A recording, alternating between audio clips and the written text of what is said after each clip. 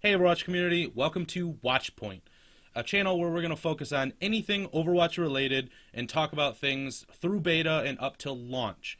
My name is Trips, and I'll be your host, and our other host joining us today on the left is going to be Yiska.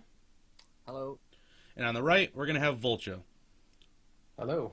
And today, what we're mostly going to talk about is Overwatch as an esport and just, how it's going to survive. What are the things that we need as viewers as well as players to make it interesting. First thing, obviously, a lot of talk on the subreddit is going to be viewership on streaming, and are people going to watch tournaments and such like that? So, anyone take a jab at it? What do you think? How it's going to go? I actually think that currently people are kind of overselling that nobody's watching the streams right now. Yeah. Simply because I don't think viewership can grow from a game that nobody has played right now. Exactly. I mean, a lot of people are just salty that they don't have... I mean, I can personally say that after the first beta wave, I was actually kind of salty that I didn't get beta access, so I was just like, I'm not even going to pay attention to the game. Yeah. Yep. Because it's kind of like... It's kind of rubbing the wound, just like pushing it deeper that I can't play this game yet. I wouldn't know.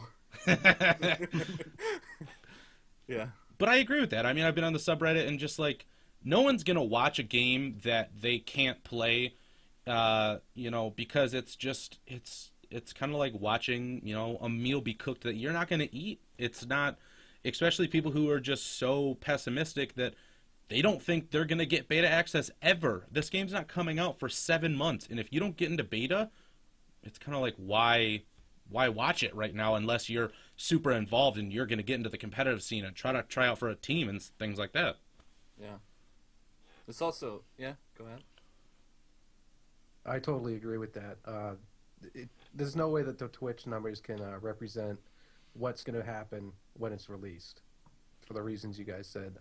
No one's playing the game, so why would they even watch a game that they can't play? They can't relate to it.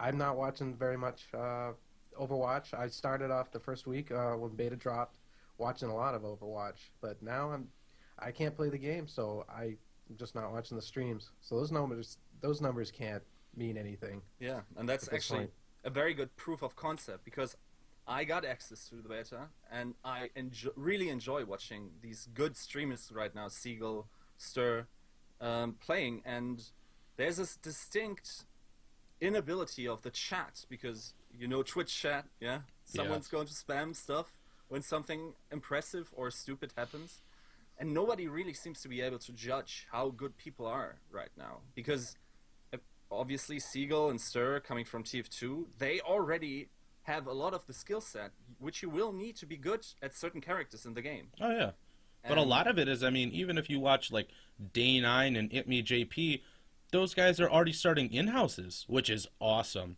by the way. They're just, getting 6v6 streamer battles, and not, unless it's Summit or something, not everyone's going to be a FPS player, but yet they still all get game, play of the games going. And it's just kind of like that, yeah, there's going to be good, but it's kind of hard to judge because everyone's just kind of running around doing what they think is correct. Nothing's defined yet. Yeah, it doesn't seem to be a specific meta going on No, yet. not at all. No. And I have seen quite seemingly knowledgeable people talk about the game where they say there's no way anyone knows how this game is going to be played in the future. I mean, Like Seagull has like over 100, probably 150 at this point, so I feel like he might know what could be good, but no, Yeah. I mean, there's no way. Yeah, yeah. And the thing is, he currently just beats people up so hard. He probably thinks every character is viable, simply because he just absolutely outclasses most of the people, even in his MMR, unless he plays the top T2 pros. I guess that's a side question just because you brought it up. Is there actual MMR built in, do you think? Or is there proven that there has been? Because, or is it just kind of like because how many people are there in the beta? 300 people or something that, if they separate the MMR too much, are people going to be able to play together? I imagine they did build a MMR in just from a game design perspective. That's something they'd want to test before they even get a lot of betas in. That's probably something they're testing right now behind the scenes. Yeah, and I think they actually hinted at that in the PC Gamer interview, Yeah. saying that this is a focus of the beta, to get a proper matchmaking system going. And I think there might be a, basic system of that right now, because when I'm playing, I mostly play with the same people. Obviously, this could be because there's not many players in Europe right now, but it really feels like there is a basic MMR system, because I keep seeing these people again and again, really. Okay. Well, steered back onto viewership. One thing that I have noticed is, you did see bigger streamers like Summit and ItMeJP, Day 9. I don't know if Total Biscuits streamed it yet, but yeah, those people brought in tens of thousands of people watching their channel. But that's the thing, is that they got access, they got to play it, but that's not their main game, and they just probably don't see, they played it for fun, they played it for hype week or whatever, but then once those people dropped off, everyone goes, oh no, they're not streaming Overwatch anymore, that means it's dead. No, they're just kind of going back to their own game, because it's been proven that if you switch games too much, you're going to have drop-off, because there probably is people who watch ItMeJP and, them, that they don't care about Overwatch. They want to see them play, H1Z1 or Summit. People want to see them play CSGO. Yeah. And let's not forget, this week is crazy with new games. Fallout's eating Twitch alive. Yeah, it is. And it's very enjoyable to watch too. Then what else is there? Fallout, COD, I guess. It's interesting how quick they are to poo-poo the game and say the game's dying. Oh, dude, people are pitchforking real hard. Yeah, that's all got to be about being butthurt about beta. I mean, just wanting to see something that you can't get in, crash. I don't know. I think that's what's going on right now. People getting pissed and just wanting it to crash. That's definitely part of it, but I think another part of it is people are generally concerned, like, should I even us, we're making, a channel about this stuff, and we're going to put out content. Should we put our time into a game that's just going to die? And it's kind of like, people are going a little bit, crazy over it, because, come on, it's a Blizzard game. They're going to hype it up a lot, but people are just genuinely concerned as, should I waste my time, my money, and, my energy putting time into a game that, what if it does fail? Yeah, and I think the first time these people get the game and can play, a lot of these doubts will be swept away. Really. As someone it's that good. As someone who's in the beta, you think that it's just they don't know because they haven't played it? Yeah, most likely. Yeah. Okay. No, continue. I'm sorry.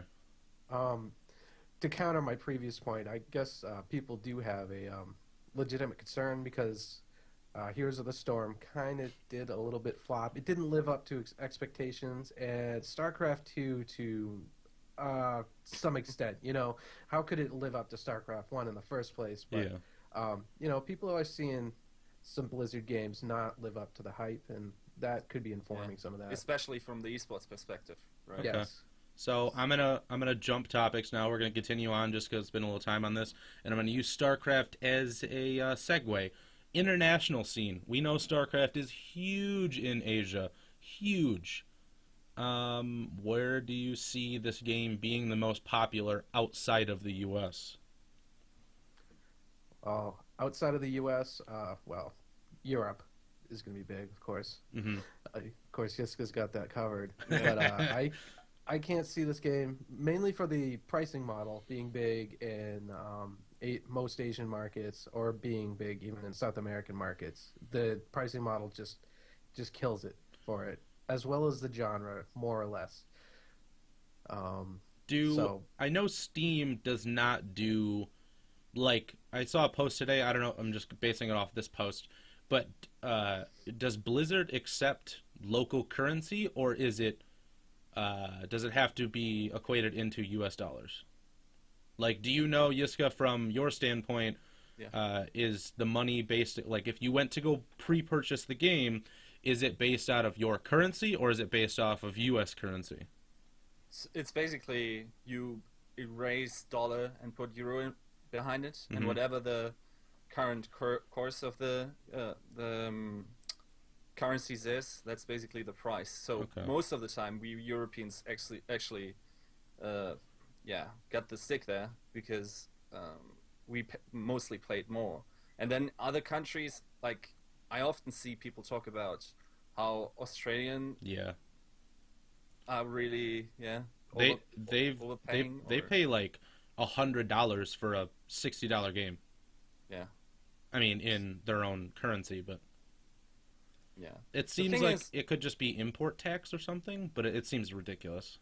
yeah, the thing is that is not really like I know a little bit about the South Korean market, which is obviously one of the bigger esports nations, like the most successful in most esports played Yeah. currently. Like maybe not CS:GO, but in most other esports, South Korea is the country to practice in, and yeah, basically they dominate the scenes. And the thing is, how the structure is there is they have these internet cafes, which they call PC banks, Hmm. and the your Blizzard account, I guess, is bound to your identity. So your identity or your Blizzard account needs to have a license for Overwatch. So immediately this becomes an issue, and Blizzard needs to work on the licensing because they then need to sell it to the PC banks and then figure out some system how they are going to unlock temporarily while these people are in the internet cafe that they get access to Overwatch. And this is going to be a nightmare, and it has been a nightmare for StarCraft 2, and it has been maybe not nightmare, that's not fair to say, but that has been one issue while StarCraft 2 didn't pick up as much as StarCraft 1 did. Yeah. Because the cultural aspect is just not there. And if they couldn't figure this out, like, okay, Asians might not be too much into FPS, but if the game is good, there will be a community. I come from the WoW community. And Yeah. there were like 2 teams from South Korea in every international event. And even though the scene didn't seem that competitive, they came and just performed just as well, winning international tournaments just because of their structured, simple cultural inclinations, and just dominated that too. So I guess another question for the international topic is going to be, do you think it's going to peel anybody away from League, Dota, or Heroes? Because I know Heroes being, what's the right word to use here? More casual game. I know some people do get very competitive with it, and there are teams, and they had BlizzCon tournaments and stuff like that. But in comparison, it seems like a more casual game. But Heroes did take a few people from League, and League's taken a lot of people from StarCraft. Do you think that any? Okay. So unfortunately, there was a drop with Skype, and we're going to proceed from there. So we were talking about the international scene at the moment, and whether or not we think that Overwatch will take anyone from League of Legends, CS:GO, Dota, any of the super popular esports right now. Personally, I think it's really hard to say. I don't see any of the very successful teams switching games because they're going to want to stick with what they know and what they make money at. Oh yeah, definitely. The less popular guys probably come over, see if they can test the waters and have some success over here out of the shadow of the big guys. I think most of that, from what we've seen so far, most of the interest is from first-person shooters and not so much from the MOBAs. So do you think it'll take anybody from CS:GO then? Yeah, Just- maybe some of the not as well-known, not as successful guys. It might kind of thin out the competition a little bit. So you think it's gonna take basically from like the middle of the pack? I guess so. That's what I would do if I was a competitive player and I was having trouble breaking in. I would go to the next game that looked promising and see what was happening over there. See if I could get a foothold in. Mm-hmm. And That said, don't compare CS:GO and Overwatch too much because I put a good amount into CS:GO Yeah. and have been playing CS for a while, and the skill set doesn't translate as well as you might think. Oh, it's vastly different. I understand. I'm just those are the top 3 esports right now. Yeah. So it's just more so like, can they compete? Will they? Because I mean, like, I hate to say this, and it's a touchy subject, but Overwatch coming out is going to eat the TF2 community completely. Yes. Yes. People don't like to say it. People, love TF2. I love TF2. It's a fun game. But the way that Valve handled it, and now that Blizzard's coming out with a competitive version of the same style, let's say, because there's big differences. It's not the same game, but it's the easiest to compare to because of the type of game it is. And it's already seen, like you said, Star and Seagull. I think Seagull actually quit TF2 for a while and then came back for Overwatch. I could be wrong on that, but I think that's who that was. But I mean, like even Star does YouTube channels or YouTube videos. He said he's done with TF2 and he's doing Overwatch now. And so if the top people are just not gonna play TF2, and I heard a couple streamers say that TF2 they would go to tournaments and teams would just not show up. Teams would just, the competitive scene is dying for that game. A lot of people didn't even know there was a competitive scene. I actually hope these guys find success in a successful Overwatch thing, because these guys have been very impressive in their respective esports without much of the benefits CS:GO players or League or Dota players are currently enjoying. And I really hope this takes off just for their sake, so you can see how their skill sets are really extraordinary and they get rewarded for it. Yeah. So I hope that people can. I mean, like, I try to, I'm going to try to make content and broadcast and stuff for this game, so I hope it does well. But I hope there is a spot for extremely good professional players who didn't get what they wanted out of TF2.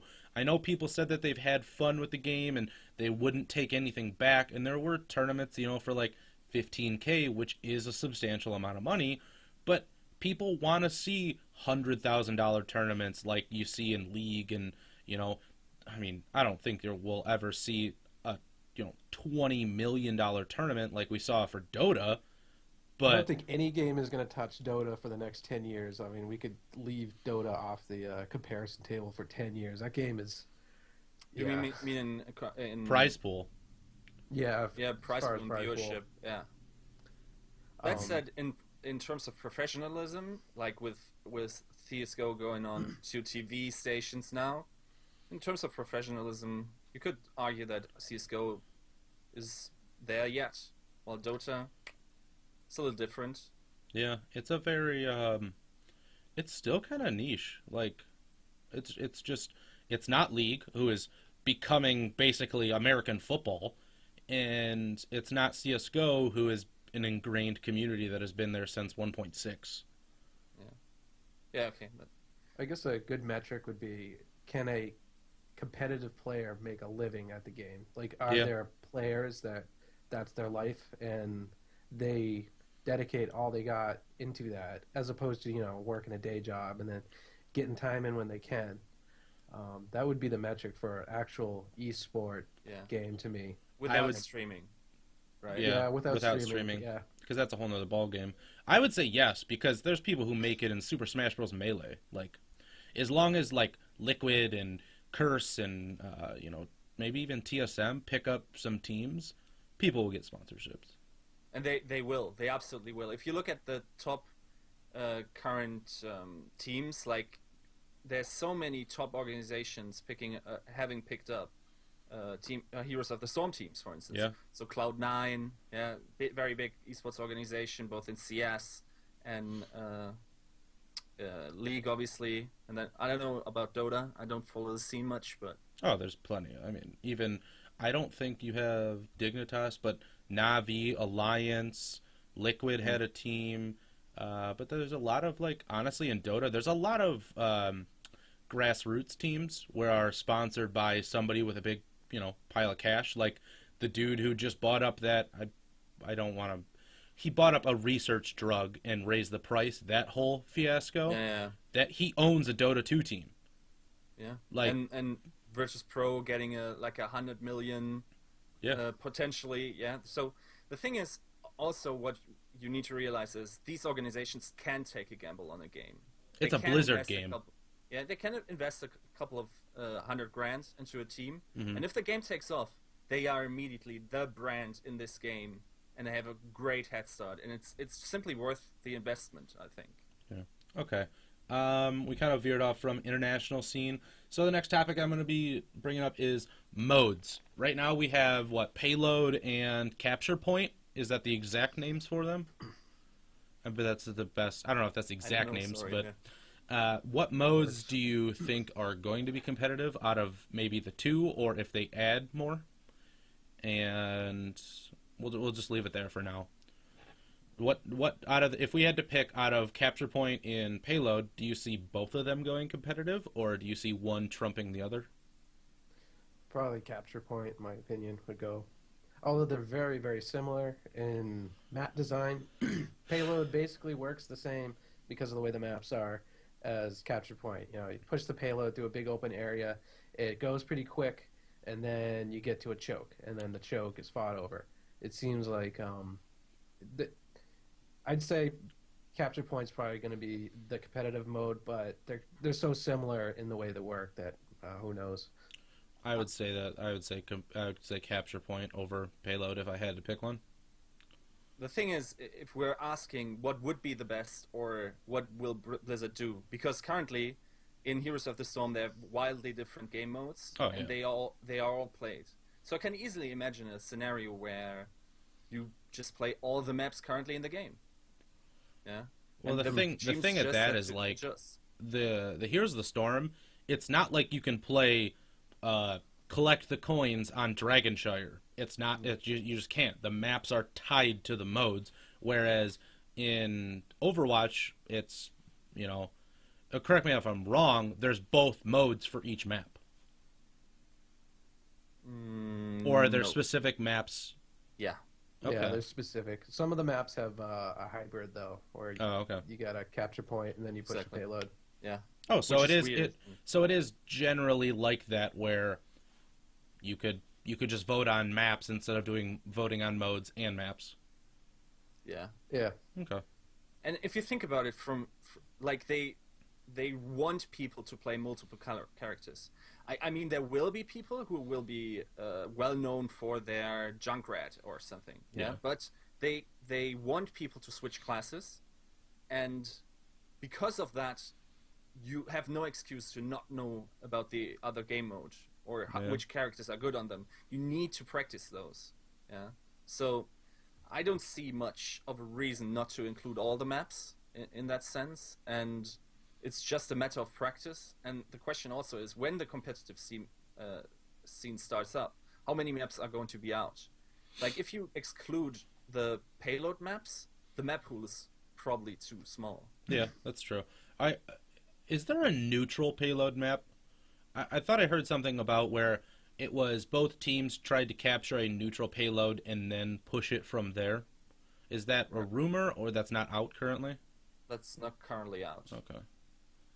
Is there any map that you see, I mean, from the experience you've had in game, that you would or mode that you would like to see added besides deathmatch is pointless? Yeah. Um, That's a good question, and because nothing has been figured out, character strength or it's very hard to answer that question. But Yeah. deathmatch really isn't an option, I think. Like, it will be maybe a fun game mode, yeah. but capture the it's- flag, they already said that's not going to happen. They said for sure that's not going to happen. it said Tracer would break it basically. Yeah.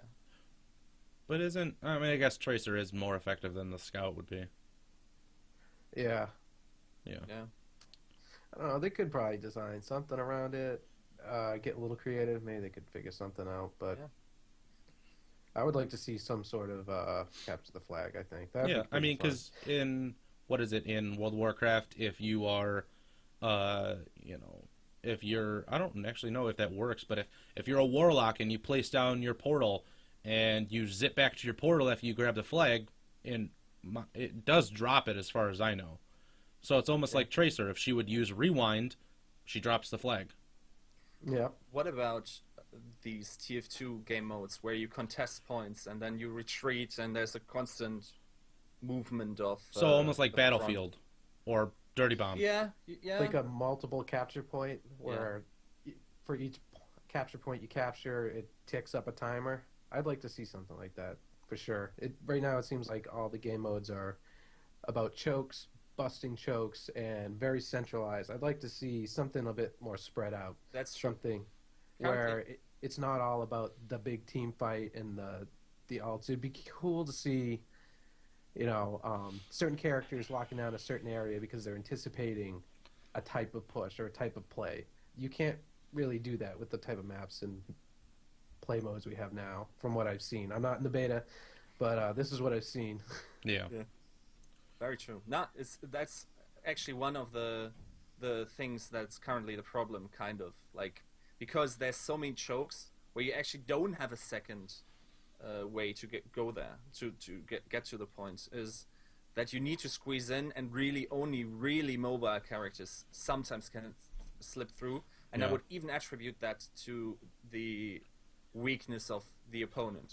Like, if you can just really block off the choke points right now. If you're a coordinated team, I think there's a slight advantage for the defender to infinitely defend them. The Temple of Anubis map seems especially bad for this. It seems like it has 3 entrances. 2 of them are accessible. One of the entrances you can't even get in unless you have a character that hops or flies. So you got those 2 entrances, and you can basically just spam the crap out of a long corridor, a narrow doorway, or something that someone has to jump over. And that seems not very fun to watch at all,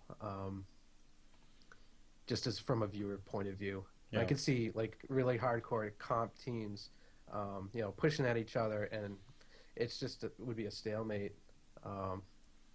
Not a lot of back and forth, not a lot of like exciting plays. I could see a lot of people, okay, I'm going to charge my alt. Okay, I'm going to run in and die to charge my alt. Or, okay, we got 3 alts up. Let's wait until we got 5, and then push in with 5 alts, and then everybody just alts off, and then whatever happens in the end is what decides the match. And I don't know. The thing is, what we just said with the widespread map, do you think that actually is a good idea, considering how hard it will be to observe this game? I think that definitely has challenges with that because, I mean, just spectating or casting a first-person shooter has challenges, and that would add to it. But I think it's better than what we have right now, which is the choke point kind of ultimate ball kind of thing we got going on. If they can tackle those challenges with some smart tools for viewers or casters, some way to, maybe they could have cameras on certain spots, predetermined cameras that they could switch to with hotkeys. That way they don't have to fly the camera all over the map to see what's going on. Just pop the hotkey. Okay, this is what's happening at this hot spot, and they got the thing that does the thing. Go to the other hot spot. Something like that. Interesting along the lines of tools and stuff for casters. Is this the play of the game system? It seems to me that they have a way of indexing certain strong plays within the game automatically, and it seems to me that they should develop that for casters. Some way you could do like an instant replay. A caster could have a choice of 5 strong plays that happen within the past 3 minutes, something like that, and then they could pop it up just to show the individual skill of an individual character player during like a slow point, something like that. That would add to the experience, I think, seeing the individual skill as well as the overall larger team skill. Are you back? Yeah, I know. Don't worry, man. I'm not happy about this. Okay, so back to the topic. Working through it. My Skype's having trouble. I really do apologize. But I was saying that for the spectators, or not even for the spectators, but for the casters, they need to almost have a in Dota they have a broadcaster slot, which is completely different from spectators. They need to have a broadcaster slot with, like Vulture said, options for replays. They need to have multiple cameras. They need to have in-game mics for the people watching. So like Dota, what I liked about Dota in the Dota experience is that you don't have to go to Twitch to watch it. You can watch it in the client. Now, that's not something I expect them to do, but it'd be cool. As far as a broadcaster, from my opinion, also, they need to have things like alts, next to character portraits, something like that. So, casters know when alts are up and things like that. Or, God, I really wish they had a kill feed. Yeah, I wish they had a kill feed. I think everybody wishes they had a kill feed. Has Blizzard commented yet on why they're not having a kill feed specifically? I don't know offhand. I think it's visual clutter. Like they want Simplistic nice, UI. Yeah, they want a nice experience and. Yeah, they want a lot of particle effects. They don't want overlays and in the way of also, particle effects. Yeah, it also kind of works into the system where currently you don't have a lot of statistics at hand, so you can't really judge yourself against the others. And if you had a kill feed, like you would see, okay, who killed who, and then you could infer how well you're doing and everything. Yeah, and they want you to feel good about your play every game. Yeah, I know what you mean, because they've talked about that a couple times now, is that in League or, CSGO even, stuff like that, it's if someone is not positive, or even if someone is completely just like 100% across the board, they've gotten 10 kills and they've died 10 times. They're not generally doing bad, but they're not doing good, and you're not going to feel good if your KDA is under, but, you could have a poor KDA, but you won the game because you captured. You might have ran in and died a few times to push that capture, but if you have a bad score, it's going to feel bad. I still think they could include that information in some way that still stays true to their philosophy there, which is what I kind of agree with this game. I agree it's kind of a good design decision to keep that stuff in the back end because it's not important. It's a team game, and the win, the victory, the defeat is what's important. But they could still add some information to the player when someone dies, I think. And if they don't want to give it to the player, I think giving it to the broadcaster is fine because they're not affected by that. Yeah, that's true. I mean, they have said they will take feedback on the Observer client. I just have the Reddit post here, so they're saying we're definitely looking forward to building out the spectator system for Overwatch, and we will be taking cues not only from other games with successful spectator options, but also from our community. So if we keep suggesting good ideas, I think from all I've known about Blizzard, they will at least consider it. Yeah. All right. So before the Skype cut out again, we kind of talked about this for a little bit. So we're going to jump to skill ceiling and just skill cap in general. And there are simple heroes. There are, some people are saying there's going to be super complex heroes. Do you see, is the ceiling too low? I guess. Personally, I have a lot of concerns about what you'd call a skill ceiling. And they're mostly about the mechanics of how ultimates work. Yeah. Well, okay.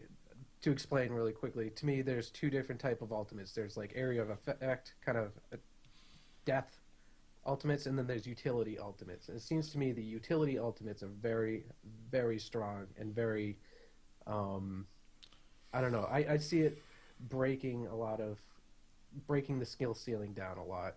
And I think they could tailor how a lot of them work to fix that. I think ultimates also charge a little bit too quick in the game, too.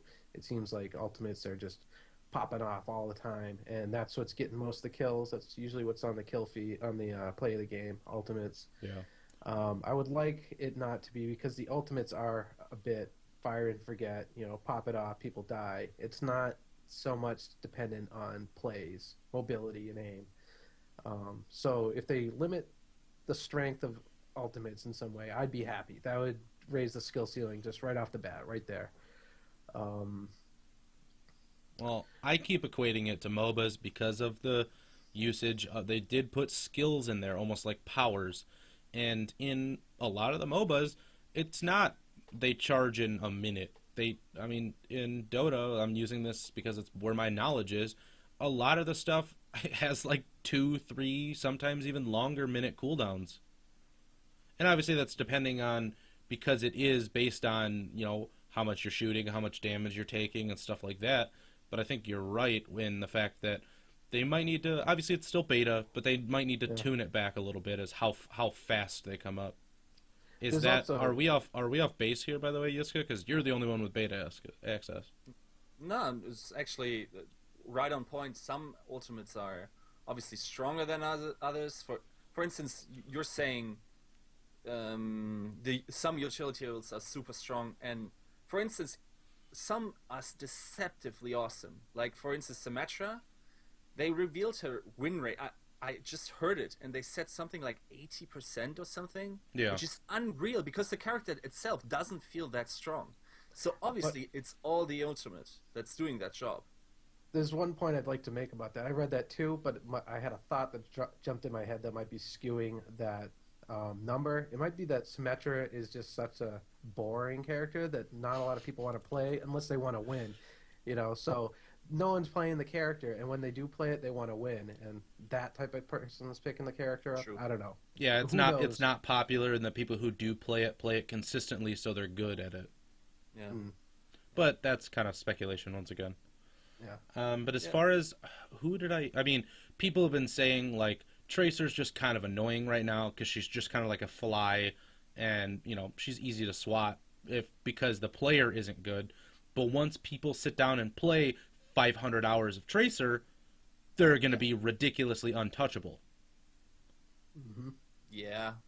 Don't know about untouchable, but they're probably going to be much better than other characters currently. Yeah, just because And- their mobility. Yeah, their mobility and also her rewind, I think it's called, Yeah, is so powerful. And I really actually enjoy it in the sense that there's a lot of mind games coming to Tracer because of the rewind features. That feature makes it you need a mechanically skilled player and you need a smart player to play at her full potential, right?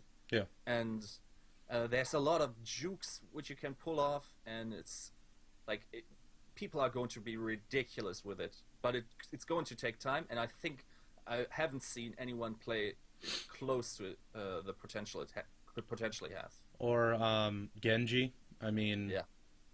he's going to be That's- pretty good, especially because he does have his stars, so he is going to be able to be, like poke, poke, poke, but he has to go in. Mm. At some point, he has to go into melee almost. I mean, I could be wrong. People are, I haven't played him, but it seems like he needs to poke and then get in there and get that final kill, or toss it off to a team member, I guess. But he has the possibility of being kited, or because he has wall climb, correct? Just like his brother. Yes. Okay. Yes. So him and Hanzo are just going. Oh, that's another person. It's Hanzo. People are saying that he's really good, but not many people are good at him. Like Hanzo is going to be very good once people figure out teamwork, because as soon as you have a control ultimate and you can coordinate that with your teammate, like that does so much damage and is accessible all map basically. Yeah. If you time it correctly, have like a Reinhardt ult or something, stun the team, you basically shut down a play right there. Yeah. Even Widowmaker ult is, I mean, like, just see through walls and then blast off a Hanzo ult through a wall, and they don't see it coming. Obviously, they'll hear the audio cues, but stuff And like then the that. shooting mechanics of Hanzo are obviously also quite advanced, and then also the movement is probably the hardest to master for Hanzo. Yeah, and we were talking really about exploiting the map. before things like Lucio, because he could wall grind. He's going to be able to access parts of the map, or Junkrat. He's able to almost rocket jump like you would be in TF2, but with his I don't know what it is. It's C4, but I don't know the actual name for it. A satchel charge or something like that. But I've seen players, they throw it and then they boost themselves off the map, throw it in the air and then boost themselves underneath an awning. Yeah. And it's ridiculous. And once that grows, I mean, we're in, at most, people can't have 200 hours of beta yet unless they're staying up all night with energy drinks. But once we get past the 1,000-hour mark for some of these players, we're going to see ridiculous stuff. And I think the skill ceiling isn't as high as some other games, but I definitely think there's a long way to go. Yeah. And then, is it really, like, I really hate sometimes this discussion where we talk about skill ceilings, which are just theoretically not attainable. Yeah. I don't care that Dota is so much harder to play than League when nobody's reaching the League skill ceiling, right? Yeah. So, I don't know. It's a weird discussion sometimes where it really feels just like people Does are it trying matter? to one-up each other. Yeah. Yeah. I don't know. I guess in some way it doesn't matter because it's up to the viewer and the larger audience who enjoys the game, who enjoys the competitiveness and watching it. I guess that's what's important. What's important to the viewer and what sort of content they're getting out of it. Yeah. Let's be very frank here. An esport is not made on the absolute skill ceiling of the game. Otherwise, Quake would still be the top esport probably. Yeah. Or Hearthstone wouldn't be very. Yeah, no. popular. Hearthstone's random, so it's like Yeah. So, if a play is like determined by like a little dice, people just if it's entertaining, people are going to watch. Yeah. And coming from the WoW community, like we had discussions with ESL back then. Like our viewership numbers were the highest at the time, and the thing is, it was very intransparent to people never having played the game. And they didn't really like it for that, and I can totally understand that. But if the player base is there, and therefore the viewer base, it's going to become an esport. It's going to have sponsors. It's going to have dedicated players, and that's what makes an esport. Not skill ceiling, absurdly high skill ceiling, but is it enjoyable to watch? okay. We can And leave. is the developer actively, working towards that end too? Because Valve had all that, and they kind of didn't do too good of a job with the whole esport thing, in my opinion. Yeah. You mean in Team Fortress or? Team Fortress 2, yeah. Okay. I mean, they had a very large player base, fun to watch game, and I think they squandered some stuff there. Yeah. Hopefully Blizzard has what they had and, doesn't squander it. We can leave that skill ceiling question at that. And final topic, besides, some other stuff that might come up through this topic, I thought of third-party tournaments. Should Blizzard allow them, or should Blizzard kind of focus in and just, make a couple tournaments, BlizzCon tournament, and then 6 months away from BlizzCon, so the spring tournament or something. This is kind of far out there because the game's not out yet, and there's not a competitive scene yet, but it is a question. How do you think tournaments should be handled? I think they should allow whatever pops up to pop up, in my opinion, and support their own scene too if they want to do that. That way you get a good mix of map types, game modes, rule sets that you're not going to get from a monolithic scene. Like if Blizzard supported their own thing and their own thing only, you're not going to get all the evolution of the competitive game through like different match types and see what works and see what doesn't work. They're just going to support their thing. Yeah. I mean, and we kind of know they will support, like, we've seen that they have Heroes of the Storm at BlizzCon, they have still StarCraft, they still have, or they have Hearthstone, obviously, they still have WoW Arena after all these years. So I don't see a scenario where Overwatch is not going to be at BlizzCon or has regional tournaments. This is all going to be there. The question is, will it be there in 2016? Because if we think of the spring launch and then BlizzCon most of the time being towards the end of the year, is that too short of a time? Well, no. I would say just straight off no, because Heroes came out in June this year. Yeah, true. Yeah. But then again, it had an open... Didn't it have an open beta? It ended up being open. Like, actually, it also ended up, before open, it was buy-in. Yeah. You could buy into True. the beta. Yeah, true. I remember. Yeah.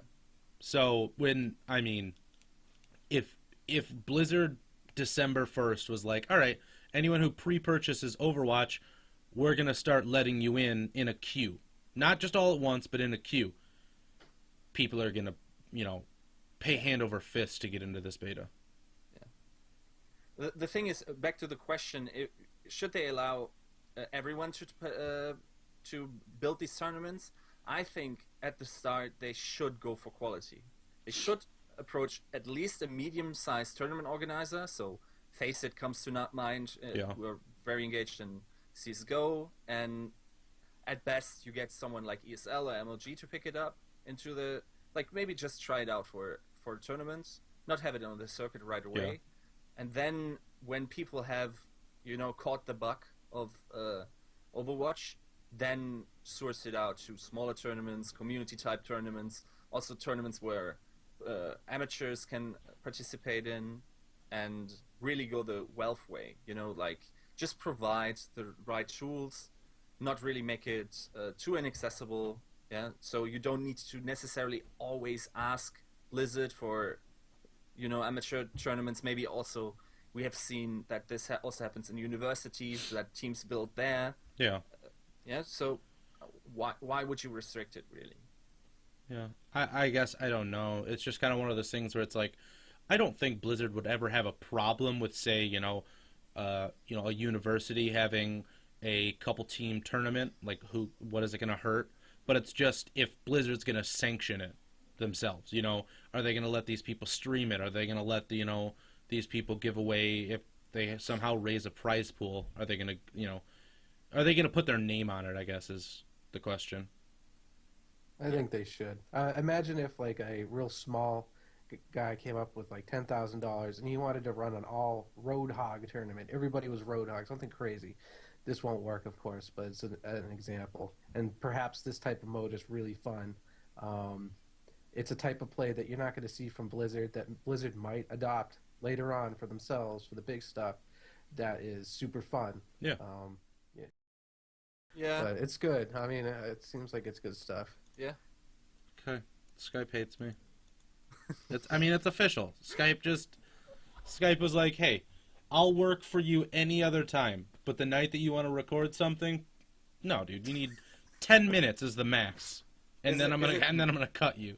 Is it maybe because of your recording software somehow screwing up Skype or something? I couldn't tell you. I have no idea.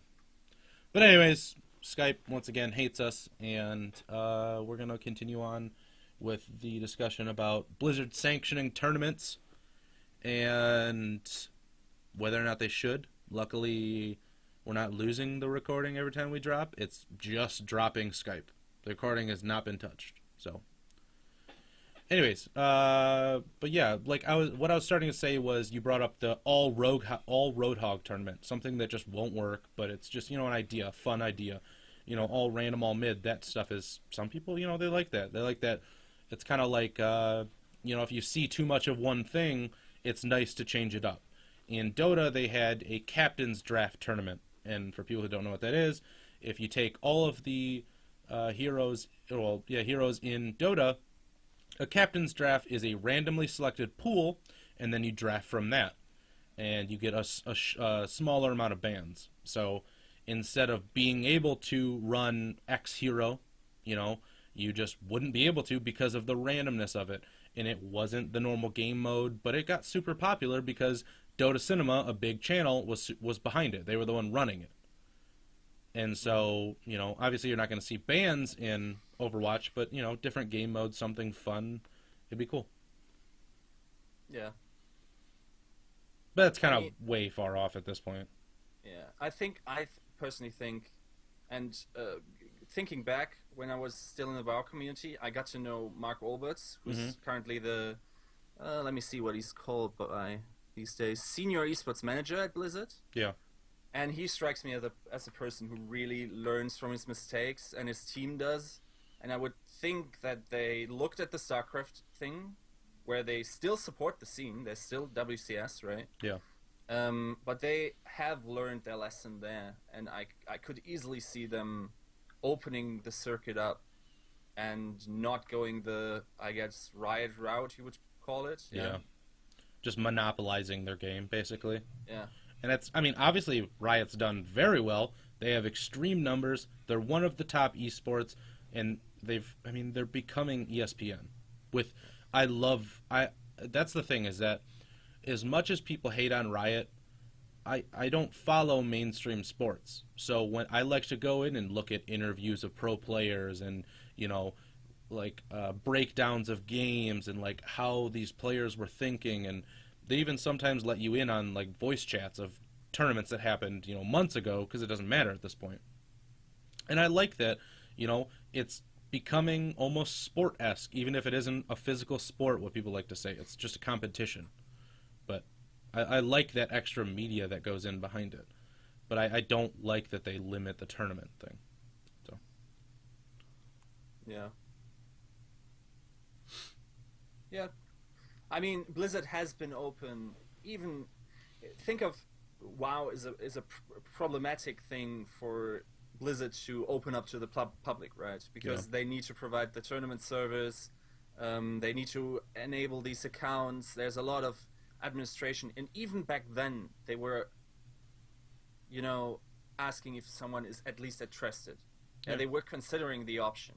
So with how Overwatch is set up, I don't see why they wouldn't do that. No, I don't really see it from Blizzard, because Hearthstone is so open. I'm pretty sure Heroes is open, and you're bringing up WoW Arena, that's open, and StarCraft. I mean, like Total Biscuit has funded tournaments before just on his own, and I don't see Blizzard doing that. So, but other than that, anything else that we should bring up at the moment? Anything else you're worried about? Anything else that you've seen on the subreddit that is a hot topic involving esports? Because the only thing people need to Salt is esports, right? Yeah. The only thing that I've seen. No, go ahead, Vulture. People just need to chill their panties. They're getting too hyped up, too excited, and too disappointed. They just gotta chill out a little bit. The only thing that I've seen that I kind of agree with on a tad bit, but it might be part of my salt from not being in the beta, is that the people that are in beta right now are going to be the top players. Maybe. I mean there's always those people that just come out of nowhere, Yeah. But they're giving them a bit of an advantage. Like you can't. I don't think that's disputable. Well, I look at it this way: the beta is so small right now. What sort of possible top end game could be happening? I mean, we don't even have pre-mades that can really play each other at that level. I mean, it's all pug for the most part. There's some pre-made stuff happening, but like dev teams. I know dev teams are playing. Dev team versus stream team, and that's the top end of the game right now. Yeah, it's kind of like maybe a team is out. Yeah. Also, think about how transparent currently, esports is, and how people are streaming. The top players are all streaming, so you can easily learn the strategies or everything from their thing. And then the game is going to change probably a lot before even launch. Yeah. I mean, think about the patch last week. It completely changed the game. Or was that That was a couple days ago. That wasn't even last week. Yeah. Also, very much changes how some characters play. Symmetra in particular, like the more turns being available, and then shields and everything. It really changes up the playstyle. Okay. I think. So other than that, no, go ahead, Vulture. Sorry. The only sort of like inherited skill you get from being in the beta is like aiming skill or movement skill. I'd say, but you can get that in any game. I mean, if you're good at a shooter, you got like years at shooting. First-person shooter games, you're gonna feel right at home in this game. There's not gonna be much. There's not gonna be like months of time where you're gonna need to adjust. Really, in my opinion. And there's no revelation of new shooting mechanics that you really need to learn. Like my reasoning for that is currently I think Seagull and the other guys are pretty close to just as good as you can aim, basically. Yeah. Mm-hmm. So if they can attain this level of aim, in such a short period of time, how hard is it going to be for the other people to get their given natural talent, right? Yeah. Or experience from other games. I guess it is just going to be teamwork, basically. Yeah. Give it like a week after release. You know, there'll be a week lag time, and then shit's gonna bust open. Okay, so I guess that can be attributed to Salt. But that was just kind of a topic. Everything else. Yeah, that was just kind of a topic we threw in at the end. But before my Skype cuts out again and ruins another perfectly good talking session, I'm going to wrap it up here. This is all that we had to say. There's plenty more. There is so much more to talk about for esports in general in the game. Feel free to leave something down in the comments, something you're concerned about, one of the topics that we talked about, what's your opinion on it, anything like that. We're going to be, producing this as much as we see fit. We don't want to put out too many things because we don't want to run out of things to talk about. There's still a lot of time before the game launches, and a lot of things could change. So a lot of things that we talked about right now, they could be subsided. Blizzard could easily fix a lot of the problems that we have with the game. We're just really excited about it, and we have a lot to talk about. But that about does it for that. So we're going to give everybody a chance to plug themselves. You can follow me on YouTube at TripsDota, as well as Twitch is the same, or Twitter is the same thing. And for Twitch, it is just Trips. And Yiska, if you want to plug anything for yourself, go ahead. Yeah, for me right now it's really just the Twitter, which is at Yiska out, so O-U-T, my handle, and O-U-T on Twitter. And other than that, not really. Maybe I'm going to look into getting my own YouTube channel for a couple of interesting things I just saw while playing the game, while you guys don't. Yeah, nothing much else. All right, and Vultra? I basically just have a Twitch, and I stream little indie games, competitive indie games for myself. I'm not very active recently because I just want to play Overwatch, and I don't want to play any other game. Yeah. So look for me when Overwatch comes out. How about that? All right. That's well, it. From everybody here at Watchpoint, guys, good luck getting into the beta, and we'll see you on the next show. Bye-bye.